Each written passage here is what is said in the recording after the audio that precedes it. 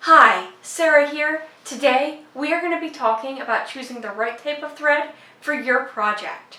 There are multiple different types of thread out there, and choosing the wrong one can lead to lots of frustration. So today we are going to be digging through my stash, taking a look at some different types of thread, and discussing when and how they might be used. Polyester, cotton, and silk threads are the most common types you will find in craft and department stores. These threads are great for machine sewing and can be used interchangeably on most home sewing machines. Don't be afraid to experiment with different brands and thread types. I know my machine runs great with the Coats & Clark polyester thread, but it hates their cotton thread. So if you're having trouble, don't be afraid to try new things.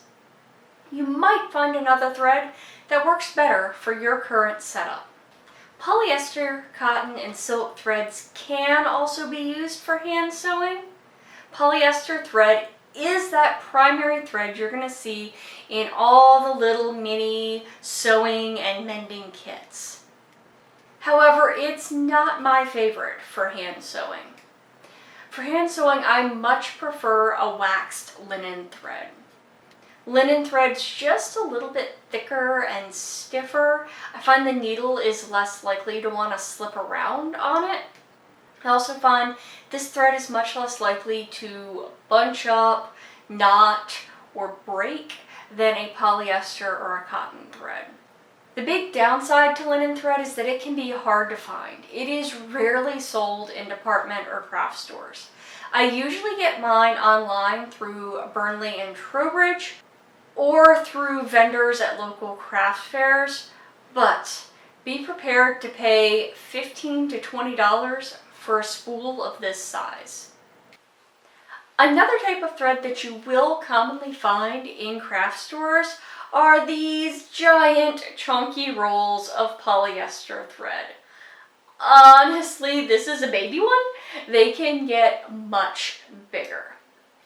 And while some home sewing machines accept these rolls, they are most commonly used for faster, more thread-hungry machines, such as sergers, overlock, or embroidery machines. Moving on to some more specialty thread, here we have some buttonhole thread. This thread is a bit stiffer and thicker than your average thread to be able to handle the wear and tear of buttons. And finally, we have the stretchy thread. This thread is great for sewing on knits and other stretchy fabric without needing to use one of the specialty stretchy or zigzag stitches. This thread can be used in a sewing machine with your standard straight stitch, and it will have a bit of give to it. This makes it much less likely that the thread in the hem will snap as the fabric tries to stretch with daily wear. Well, that's all I have for you today. I hope you enjoyed this short tour through my thread stash. Are there any other types of thread you feel I should have covered in this video? If so, leave a comment down below. Thank you so much for joining me today, and be sure to check back soon for more Sewing Basics videos.